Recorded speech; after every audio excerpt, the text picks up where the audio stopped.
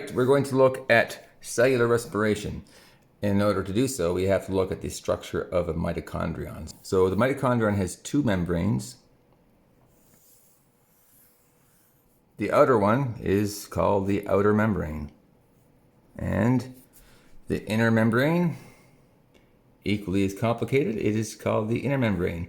This one's a bit different though, because it's very, very highly folded. And the reason why it's highly folded is to give it increased surface area. And later on, when we look at the electron transport chain, that will make more sense as to why this membrane has so many folds. Keep in mind, what we're looking at here is a two-dimensional cross-section. This is obviously three-dimensional in nature. So this would be the inner membrane. The inside of the mitochondrion is called the matrix. Outside of the mitochondrion, of course, is the cytosol. So the cytosol is the fluid that you find around all of the different organelles, which contains mostly water, but a number of different enzymes, other proteins that are involved in chemical reactions. So when we get into the actual process of cellular respiration, we're going to break it up in different stages. Part of it actually happens outside the mitochondrion in the cytosol, and the rest happens inside. One more structure, or space rather, the space between the inner and outer membrane is called the intermembrane space. Inter meaning between, so it's a space between the membranes. Okay, let's look at the process of cellular respiration. So first of all, what is the purpose? So in cells, not just animal cells, plant cells, fungal cells, and the like, the process starts with some kind of sugar. So we'll go with glucose, C6H12O6. And again, this is a summary equation like we used in photosynthesis. It's not going to happen as I'm going to write here. This is summarizing all the processes in one simple equation. So we use glucose and oxygen, and in the end, we're going to get carbon dioxide and water and a whole bunch of ATP, which is the usable form of energy that a cell needs. If we were to balance this, we put a 6 here, and here, and here. And the energy that is in the bonds of glucose, once those bonds become broken, the energy is released. And we'll look at that process in more detail later on. But that energy that is released is going to be used to make a whole bunch of ATP in a manner very, very similar to what you learned in photosynthesis. So there are a number of steps involved in cellular respiration. The first one is called glycolysis. So glycolysis, if we look at the name, glyco refers to sugar, glucose. Lysis means to break or split. So literally, glycolysis means the splitting of sugar, which will make sense in a couple minutes here. So we start with glucose. So glucose, let's get our bearings here. So remember, this is the mitochondrion. This is the fluid outside the mitochondrion, the cytosol. If we were to kind of move further away from that, eventually we'd find the cell membrane. And outside the cell membrane is the extracellular fluid, the space outside the cell. And that's where the glucose is going to have to come from. So there's some kind of a membrane protein in the cell membrane to transport glucose from outside the cell into the cell. And here it is in the cytosol. Okay, so the first step is kind of strange. Remember, the whole point of cellular respiration is to take our sugar, which has come from the food that we ate, and to use oxygen and break it down, release the energy in the bonds to make ATP. As byproducts, we produce carbon dioxide and water. This should be no surprise that you exhale carbon dioxide. So the carbon dioxide gets from your cells to your bloodstream, eventually to your lungs, and you exhale it. Now, we want to make a whole bunch of ATP, but the first part of glycolysis actually uses 2 ATP. So we go from glucose, and I'm going to draw some not so fancy diagrams. We've got 1, 2, 3, 4, 5, 6. So I'll draw a legend over here. One of those penciled circles refers to carbon. Okay, so those are all the carbons that are found in glucose. We take some of the ATP in the cell and we attach a phosphate onto it. All right, so we have ATP. You should remember that from your studies with photosynthesis. And all these chemical reactions here are catalyzed or kick-started using an enzyme, but we're not going to learn those. We'll keep things real simple.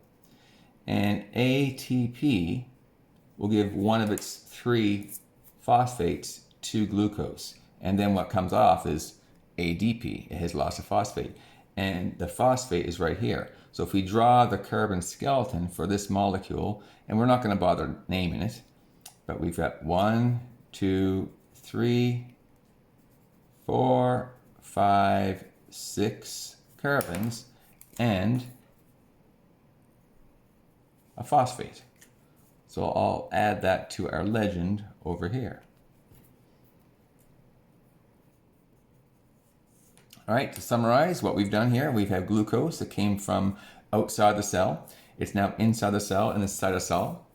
ATP has attached a phosphate onto glucose to make this molecule, and there's the phosphate. So ATP is no longer ATP. It doesn't have 3 phosphates. It only has 2 now because the third one's there. And now it's called ADP, or adenosine diphosphate, as opposed to adenosine triphosphate. And you don't need to know those, the names of those abbreviations, but you might be interested. Okay, the next step is we just have kind of a rearranging of glucose into fructose. Fructose is just another sugar. And if you don't remember this part, that's really no big deal, to be honest. So I know this looks the same, but it's really not. Remember, I'm not drawing all the oxygens and hydrogens in these molecules. It's just a basic carbon skeleton, but we do have some rearranging there. Okay, next step, we're actually going to use some more ATP. So from here to here, we get another molecule, and it's fructose again with a phosphate. There's the phosphate from before, and we're going to add another phosphate on the other side. And that happens like before, where ATP gives a phosphate to this molecule, making it phosphate, phosphate, and the ATP is now ADP. Right? So this molecule will look like with the phosphate from up here and a new one that was just added on. And again, we're not going to worry ourselves with the names of those molecules. Next, this is where the splitting part. Remember, glyco means sugar, and lysis means split. So this is where this molecule splits into 2. And guess what? This should look really familiar. It's going to split into 2 pGals. Now, in some resources online, it'll be called G3P. It's the same thing, but you should recognize pGal as the end product of photosynthesis, which can be used to make glucose. So basically, if we look at this equation, if you haven't noticed already, this is just backwards from photosynthesis. With photosynthesis, we're taking carbon dioxide and water, and we're producing sugar and oxygen. We're going backwards. So that is called Glycolysis I.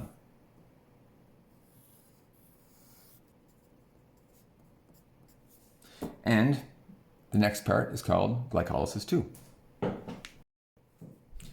So Glycolysis II also happens outside the mitochondrion. We haven't used this organelle yet at all. And this is going to happen twice because from one molecule of glucose, we went through glycolysis 1 and we ended up with 2 p-gals. So each p-gal is going to go through glycolysis 2. I'm only going to draw it once because it's just going to waste too much space, but I will put a big ×2 to help you remember that this is happening 2 times for every 1 molecule of glucose. So our first step, p-gal is going to be change into another molecule, and we have to introduce something called NAD. This is not to be confused with NADP, which you learned about in photosynthesis. NAD is going to oxidize or break down the p-gal. If you remember from photosynthesis, in light reactions, NADP, its job was to acquire hydrogens and then to go help use those hydrogens to build glucose. NAD does the opposite. It's going to actually take hydrogens off of this molecule. So as it does so, the NAD gets changed into NADH. And we'll learn later what those H's are going to be used for when we get into the mitochondrion. This is a bit strange, but as we remove hydrogens from p-gal, we're going to substitute them with phosphates. So phosphates, the I stands for inorganic, which means they're not part of any organic molecule. They're just floating around in the cytosol. There's all kinds of things here. There's ATP, there's ADP, there's enzymes galore, there's amino acids, there's all kinds of stuff. So phosphates are one of the things that are found in the cytosol. So as hydrogens are ripped off this p-gal, the hydrogens will be replaced with phosphate. So what we end up with, I should go back here, are p-gals. 1, 2, 3. Basically a p-gal is half of one of these molecules. So this had 6 carbon, 2 phosphates. So each of the p-gals will have 3 carbons and 1 phosphate. And remember, we're not showing the oxygens and the hydrogens in these molecules. We're only showing carbons, excuse me, and phosphates just to keep things simple. We've taken a hydrogen off here somewhere and replaced it with a phosphate. So our new molecule looks like this. 1, 2, 3 carbons.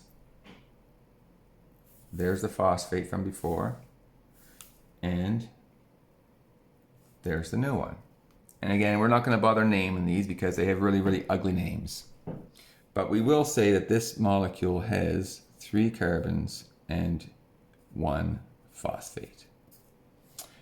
Okay, next step, we're going to start ripping off these phosphates, and it's going to be ADP that does just that. Remember that the goal here is to make ATP. So far we've used 2. We're kind of behind the 8 ball. Okay, in our next step, ADP is going to have a role, and these phosphates are going to be taken off by ADP, and in doing so, they will become ATP. So this molecule is going to lose phosphates to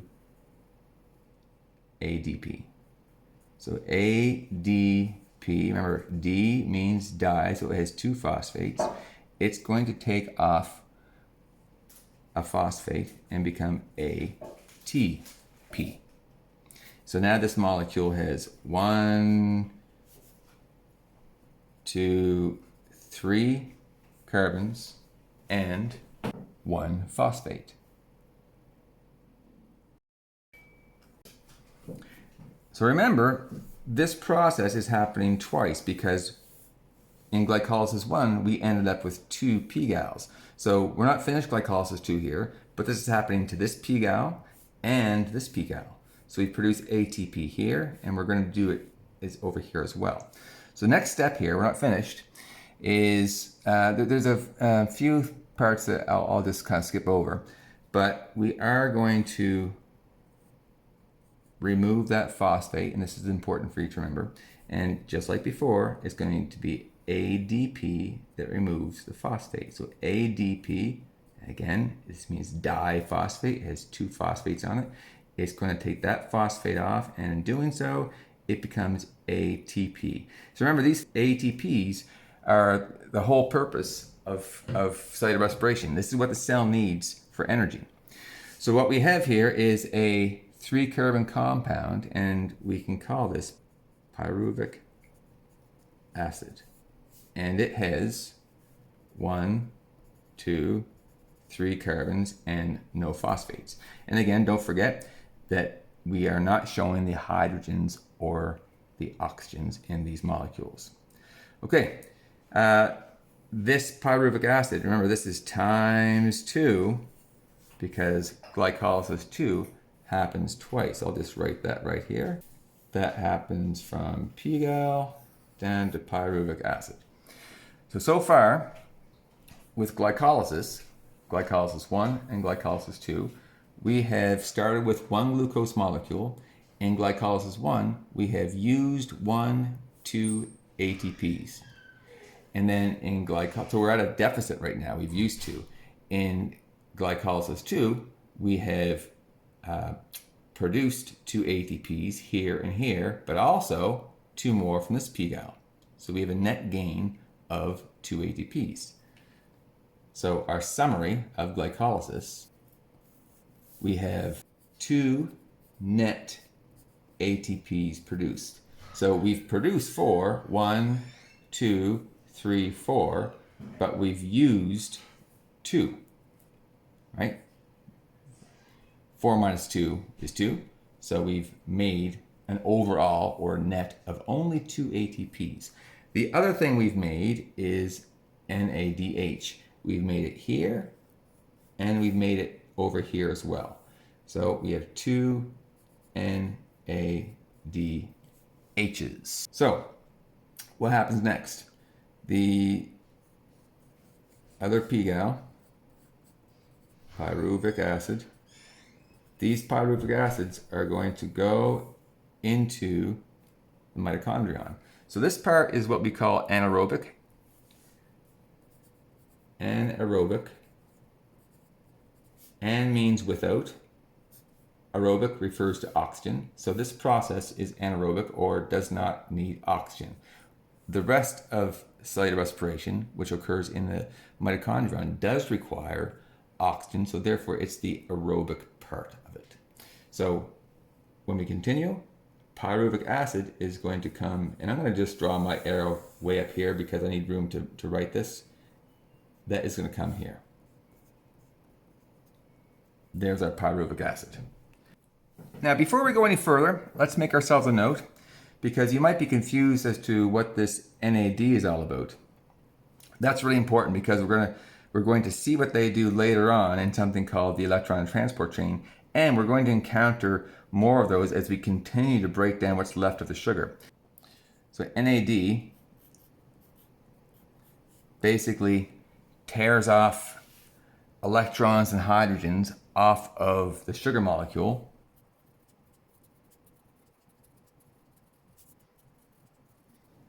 And this process of removing electrons, hydrogens from the molecule is called oxidation.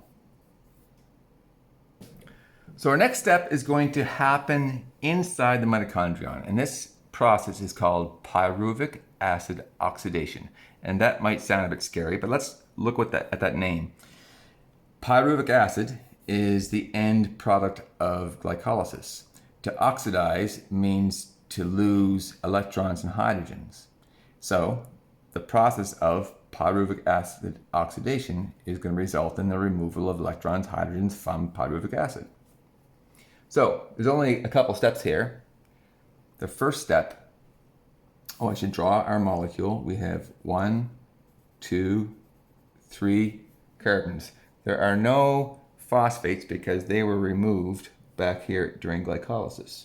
So our first step, we have our friend NAD coming along. Now it's not the same one we saw before. There's NADs everywhere. They're scattered throughout the cytosol. They're all over the matrix.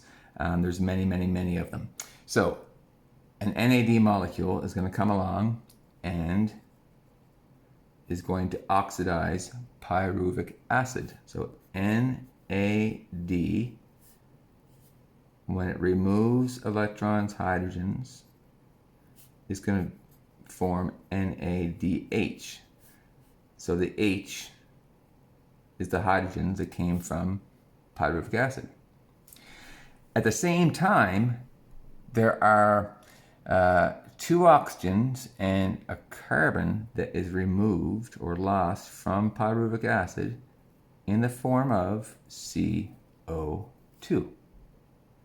Right? This should make sense. So we should realize that as animals, we produce carbon dioxide as a waste product. So here's the first time we see carbon dioxide produced in this chemical reaction, the summary formula of cellular respiration. So carbon dioxide is this very small and nonpolar molecule. The membranes of the mitochondrion are very similar to that of the cell membrane. So this kind of builds up in high concentration, and we're going to produce more of these later on, something called the Krebs Cycle. But they build up in high concentration, and they just are going to diffuse from high to low concentration outside the mitochondrion and outside the cell itself to be picked up by the bloodstream, transported to the lungs, where we can exhale to get rid of them. And that's our carbon dioxide right there. We haven't yet looked at why we need oxygen. That's going to come a little bit later. And we haven't looked at how we produce water. Again, that's later. But we have seen a little bit of ATP production. And again, we've only seen 2 ATPs from glycolysis. We're going to end up with a whole bunch more, 36 in total. So back to pyruvic acid oxidation. When we break this down so that this molecule, pyruvic acid, has lost hydrogens, electrons, so it has become oxidized, and it has lost carbons. So it doesn't have 3 carbons anymore, it has 2 carbons. And again, I'll remind you again, I'm not showing you the oxygens and hydrogens that are part of this molecule. We're just showing the carbons and earlier on the phosphates. This molecule is called acetic acid. There we go, acetic acid. Now the next step, we have something called a coenzyme.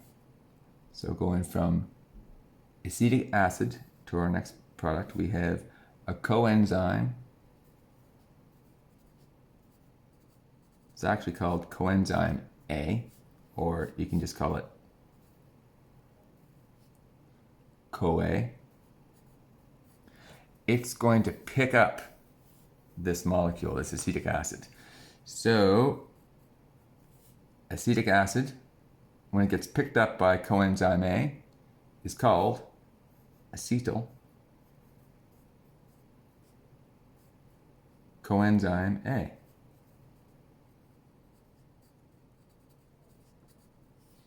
And that would be the final product of pyruvic acid oxidation. And we can show that as this. Now that coenzyme, don't let that confuse you. It's going to temporarily kind of hold on to this molecule. And basically it's going to act like a taxi cab. It's going to pass it off to an acceptor molecule in the next step of cellular respiration, known as the Krebs cycle. Now, if we summarize what we've gained from here, we've made no ATPs, but we've made 2 NADHs. Why 2? We only have 1 here. Don't forget, during this process of glucose being split, we have 2 pGals and 2 pyruvic acids. So both the pyruvic acids go through this process. So we have 1 NAD here and another one produced from the other pyruvic acid. So this is our summary of pyruvic acid oxidation. Production of 2 NADHs. So we haven't yet finished breaking down glucose.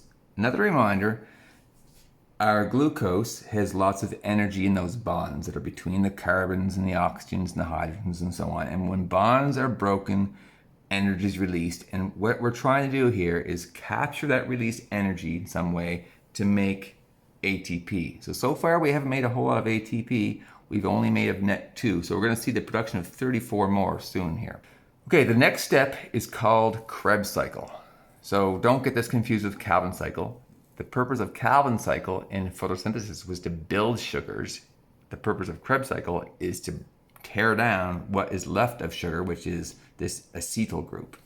So let me draw a little circle here. So our coenzyme A, I'll just go like this.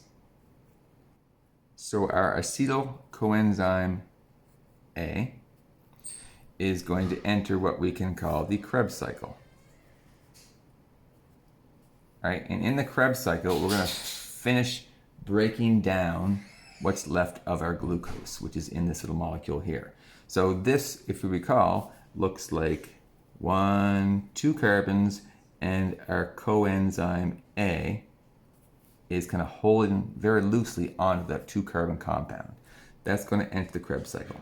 Now, kind of waiting there, and there's a whole bunch of these scattered all throughout the matrix. We have an acceptor molecule, and that acceptor molecule has 1, 2, 3, 4 carbons. Again, it has a whole bunch of hydrogen and oxygen. We're just not going to bother drawing all of those for simplicity. And we'll just call this an acceptor molecule. And coenzyme A is going to give this 2 carbon compound to this 4 carbon compound. And you can do the math. 4 plus 2 gives us a 1, 2, 3, 4, 5, 6. A 6 carbon compound. And that's, if you don't need to know this, but this is called citric acid, which is found in your citrus fruits like lemons. So next we have another NAD come along. And remember, these NADs are everywhere in the matrix. There's many, many, many of them floated around in the matrix, the inside of the mitochondrion. They're out in the cytosol as well. In any case, NAD comes along, and remember, its job is to oxidize or break down the molecule. So basically, I'm going to introduce a term, substrate. So substrate is the molecule that enzymes act on.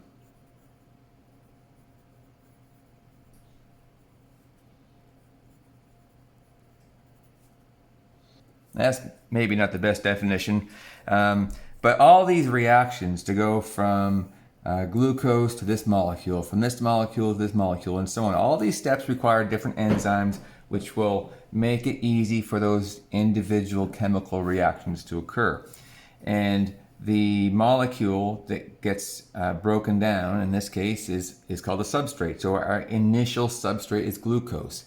It gets a phosphate tagged onto it, and then the substrate is now this molecule, and then the substrate is this molecule, and so on. So right now we're at the point where what's left of the glucose is called citric acid. So NAD is going to oxidize the substrate, or citric acid, and as this oxidizes the substrate, it's ripping off hydrogens from citric acid, and when it picks them up, it's now NADH. Okay? Much like we had produced NADH here, and here, and here. So bit by bit, we're tearing apart this substrate molecule, what used to start out as glucose. And once we take off some more hydrogens, again, a carbon and 2 oxygens are stripped off to form CO2.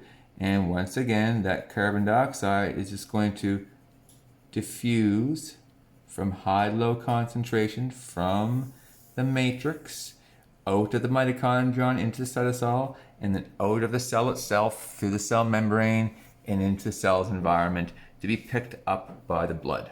And you'll learn about transport of gases in blood in the next unit. Okay, so we had 6 carbons in this. Let's do some advanced math here.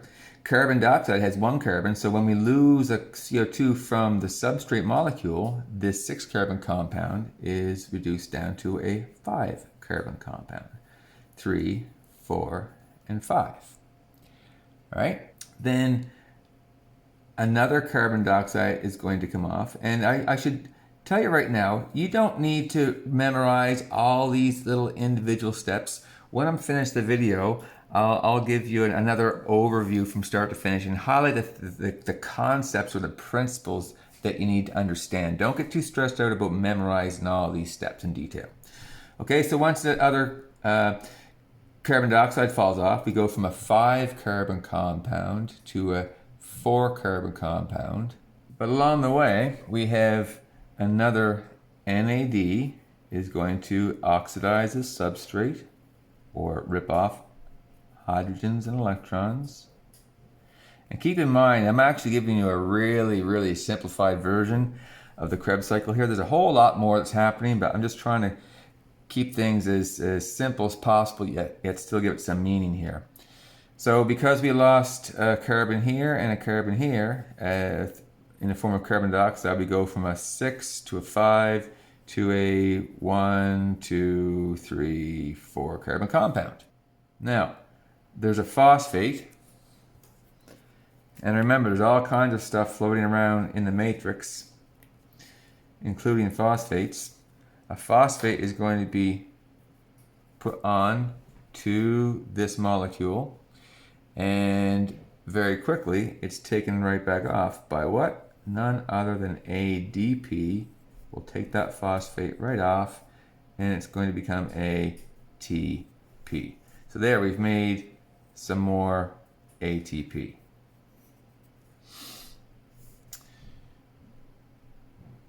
Next, we have another structure called FAD. It basically does the same thing as NAD. It removes the hydrogens, electrons, and it's going to become FADH2. Don't get too worried about why this is 2 and why this is H.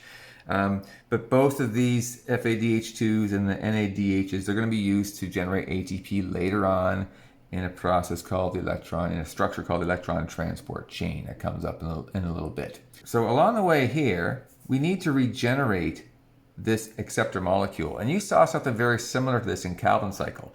If we don't kind of finish where we start, because it is a cycle, by the way, so our beginning and our end is the same place. We have to recycle this acceptor molecule, otherwise this whole process stops and we can't continue going through this process for the next glucose molecule and the next glucose molecule and so on. So after FAD does its job, we have another NAD, does the same kind of thing, rips off more hydrogens, electrons. That's going to become, you guessed it, NADH. And from there, now we have this acceptor molecule. And I probably should have put my arrows in earlier. We're going this way, but you kind of get that from the video. Now, don't get confused in thinking it's actually things moving in a circle inside the mitochondrion. That's not the case. It's just a figurative representation of what's happening here.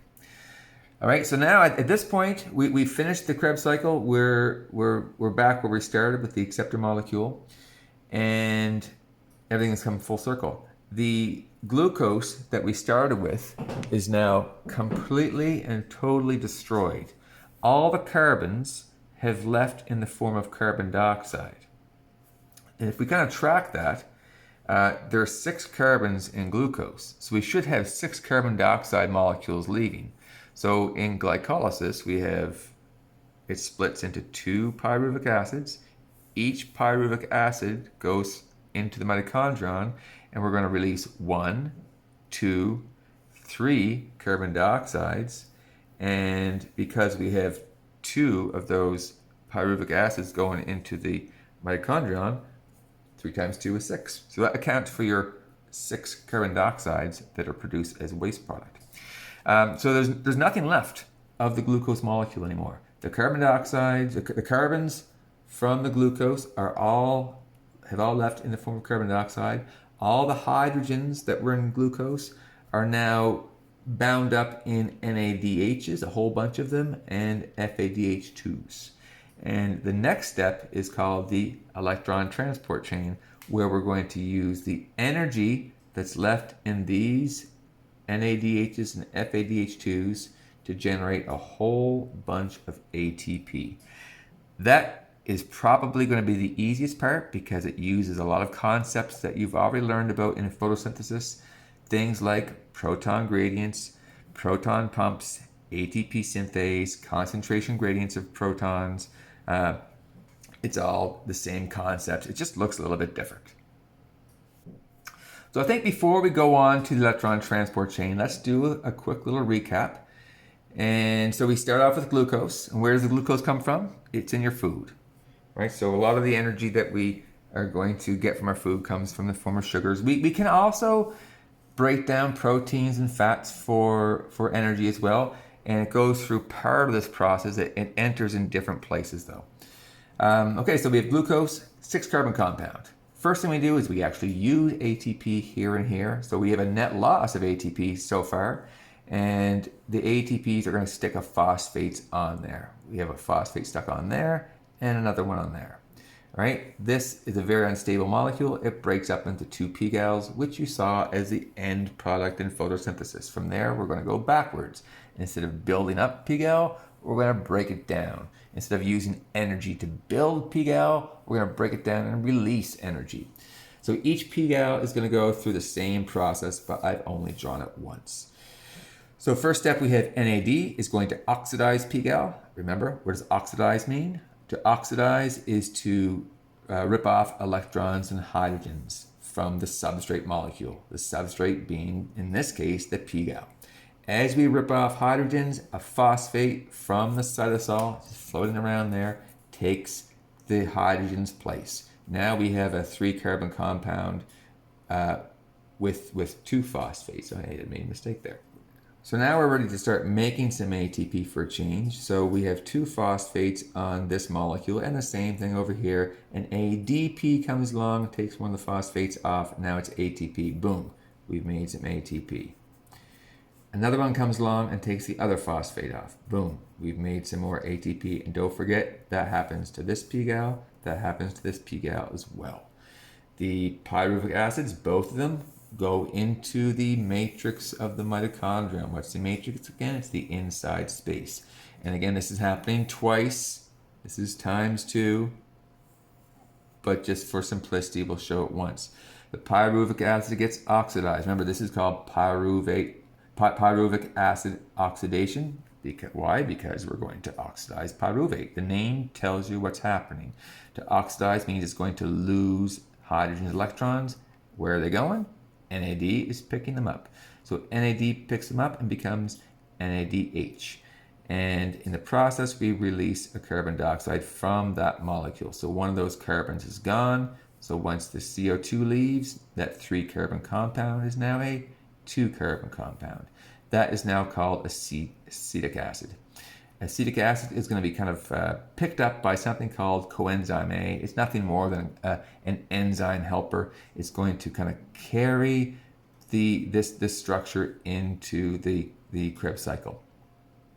And when this is bound to acetic acid, it's called acetyl coenzyme A 2-carbon compound. So that's going to react with an acceptor molecule. We won't name it, but it has 4 carbons. 4 carbons plus 2 carbons equals 6 carbons, and the coenzyme A is now done. It goes off to do the same job again. And so we have a 6-carbon compound. It will get oxidized by NAD. In the process, lose a carbon. 6 carbon goes down to 5 carbon. And we lose another carbon dioxide again. So it goes from 5 carbon to 4 carbon. During that process, it gets oxidized again by NAD, which turns into NADH. Phosphate, where to come from? It's just floating around in the matrix. It gets attached to the substrate, this molecule, and then ADP takes the phosphate off of the molecule, becoming ATP. Then FAD, similar to NAD, does the same kind of job, takes more electrons, hydrogens off the substrate, and then we have it happening again from NAD, and these structures, NADHs, FADH2s, are all going to go to the electron transport chain, which is going to come next. Okay, it's time to get into the electron transport chain.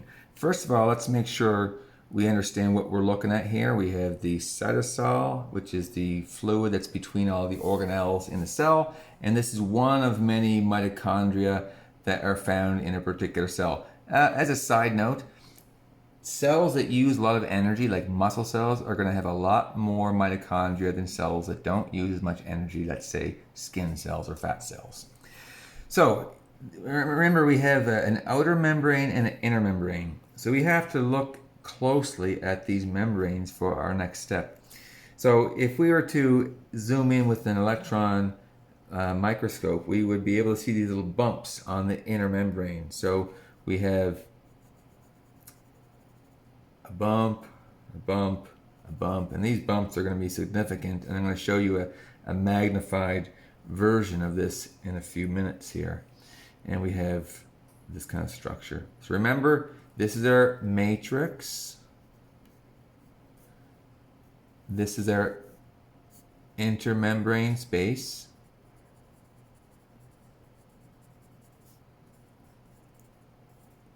And there's the outer membrane.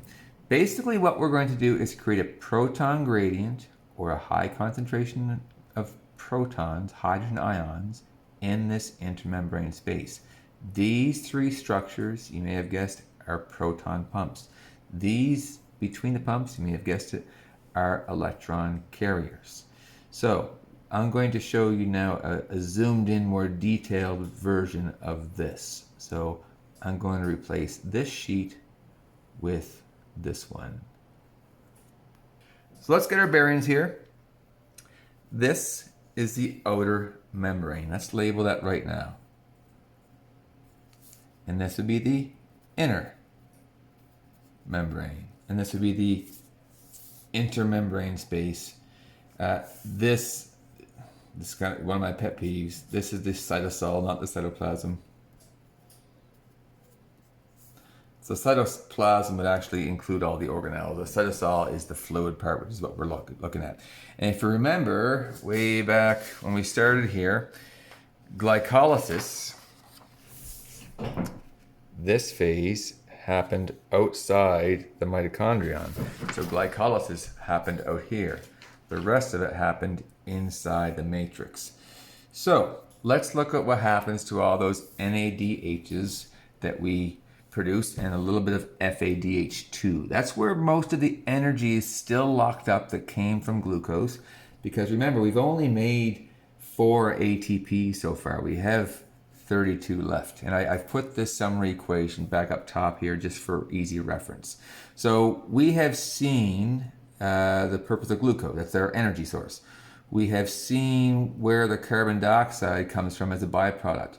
We produce a little bit of ATP, but at this point we don't know why we need oxygen, and we don't know where the water is coming from. That comes next. All right, let's label some structures here. We'll keep this really simple. They actually have really complicated names like cytochrome C and different things like that, which we won't bother with.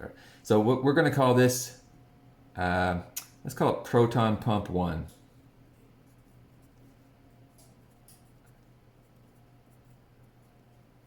And how about proton pump 2?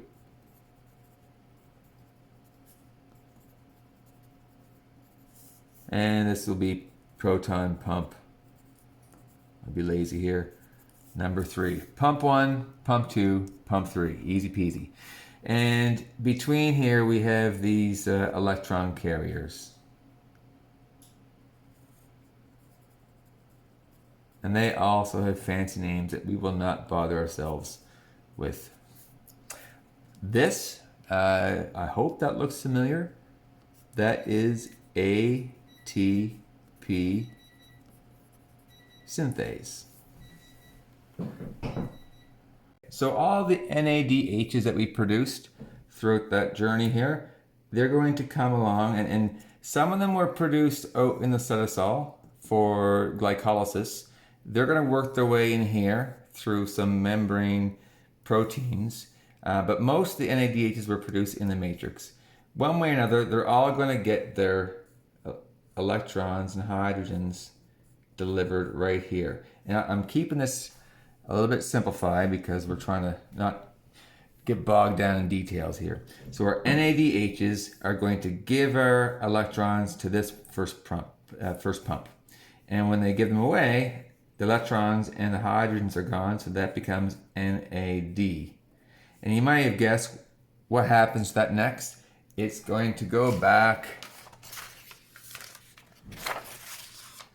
and pick up more electrons here or here or here and so on. And that's the life of NAD. Rip off electrons, deliver them, go back to more substrate, rip off electrons, deliver them, and so on. And in case you've forgotten, this structure is kind of similar to what we see in the light reactions of photosynthesis. We call it the electron transport chain.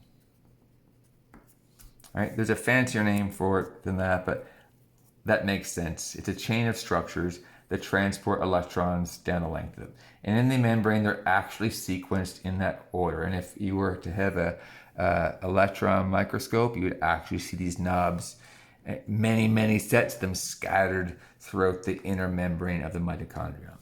Okay, so here we go. We have electrons dished off right here.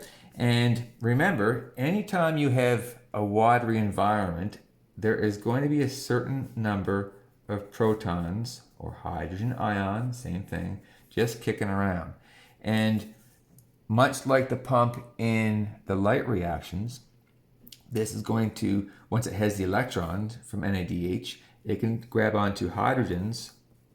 And we won't worry about how many, that just gets too complicated. It's going to pump them from the matrix into the intermembrane space. Okay? Creating a concentration gradient, high concentration of protons in here. So the electron carrier is going to pick up electrons from the first pump and bring them over to the second pump. So our NADs are going to drop off the H's, the hydrogens and electrons, to pump number 1. When they dish them off, they're now NAD, and they're going to go back to the Krebs cycle or Pyruvic oxidation and pick up more electrons, hydrogens from the substrate. Those electrons, once the pump has a hold of them, will use them to transport protons from the matrix into the intermembrane space. Remember, the cell's mostly water. Anytime you have water, there's always a whole bunch of protons or hydrogen ions floating around there. So the pump just grabs onto some and pumps them in. And we're creating a proton gradient of hydrogen ions or protons. So this is called a proton gradient. And we're not finished yet because we have 2 more pumps. So the electron carrier is going back and forth, back and forth. We'll worry about this in a few minutes. This electron carrier takes electrons from pump number 1 and brings them to pump number 2. Pump number 2 will take protons from the matrix, pump them into the intermembrane space, contributing to the proton gradient. Then the next electron carrier is going to take the electrons from pump number 2 and you get it to pump number 3. And pump number 3 will again take some protons and pump them into the intermembrane space. So right now we've got a whole bunch of protons or hydrogen ions, same thing, that are stuffed into this intermembrane space. So we have a proton gradient. Now we'll worry about ATP synthase in a little bit. Right now you should know what's going to happen here. But remember, so we are looking to see why we need oxygen, how we produce water. Our FADH2s, we only have a little bit of those produced.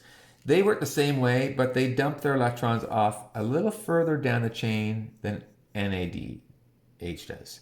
Okay, and so when FADH2 dumps off their electrons, it becomes FAD. And it goes through the same process, but these aren't going to result in as many protons being pumped as NADs because they're only going to result in pumping being occurring in 2 places instead of 1, 2, 3 places.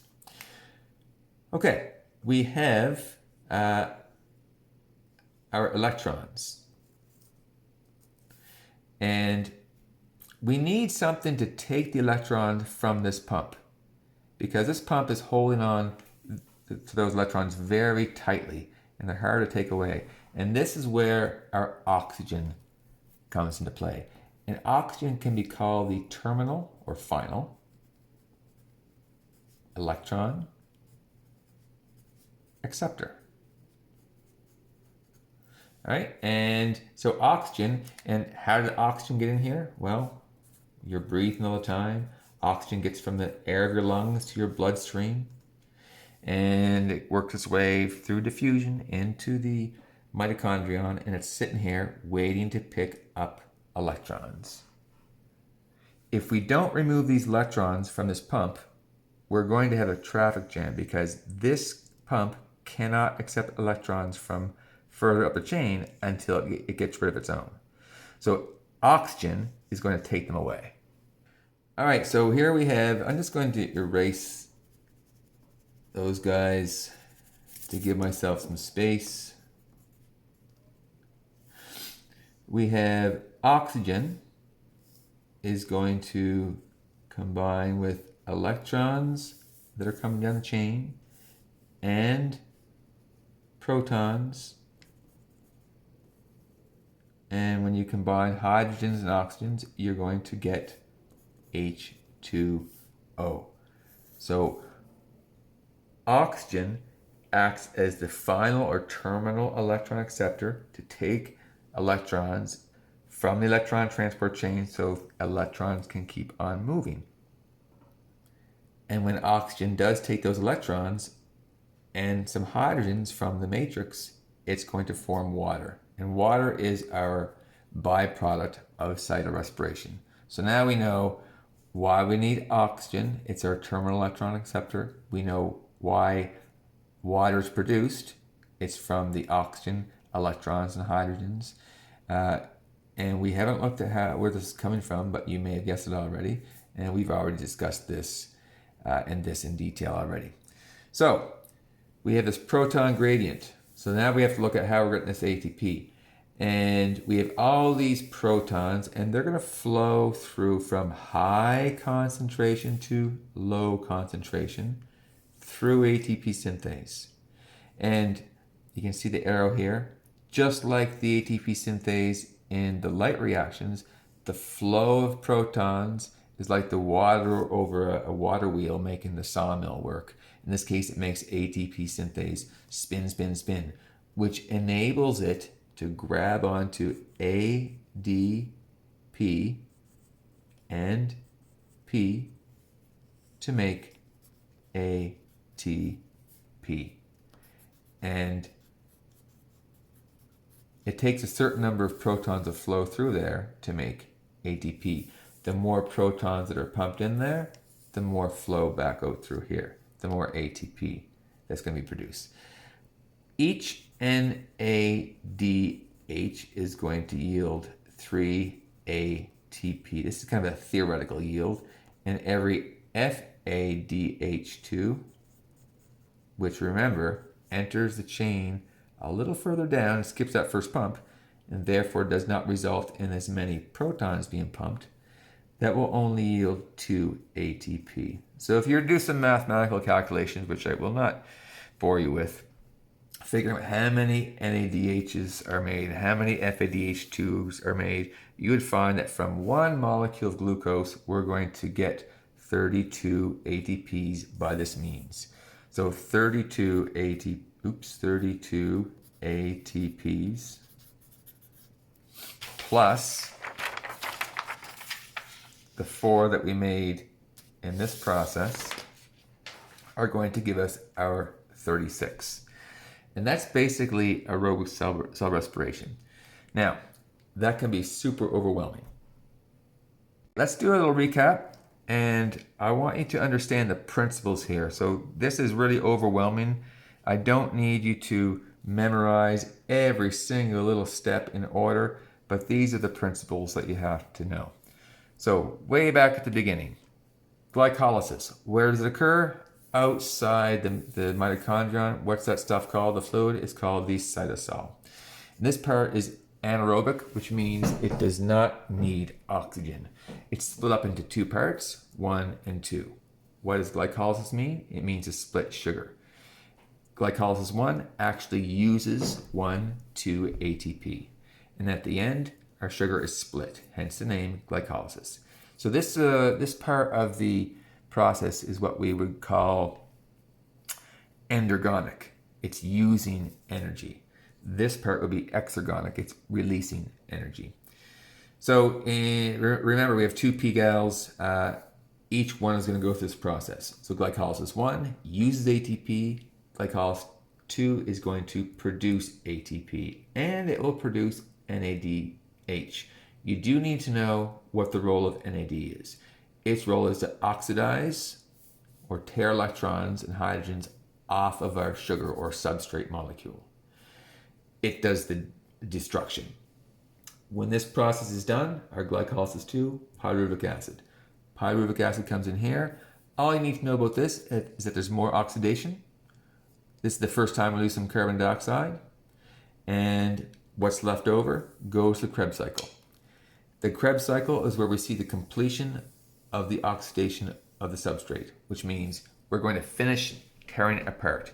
And all the hydrogens in our sugars are going to go in NADHs again and FADH2s. Okay?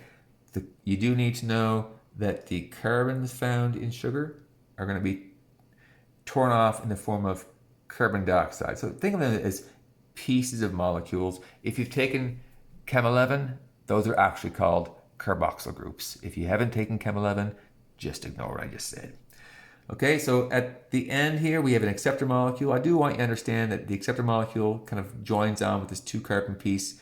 And at the end of the cycle, we finish with the acceptor molecule again, so it can pick up more of this molecule from this process. All our NADHs and our FADH2s come to electron transport chain, which is embedded in the inner membrane. They deliver the electrons and hydrogens to the pumps, which will pump protons in here to make a proton gradient. The protons flow through there, allowing us to make a whole bunch of ATP. Electrons, as they go through here, whether they be from NADH or FADH2, are going to be picked up by oxygen, and the oxygen will pick up the electrons and some hydrogens, and that will produce water. Water is a byproduct found right here. ATP is produced by ATP synthase. Carbon dioxide, we saw those being ripped off the molecule one at a time. And oxygen we need, that's a reactant right here as our terminal or final electron acceptor. And that is cellular respiration.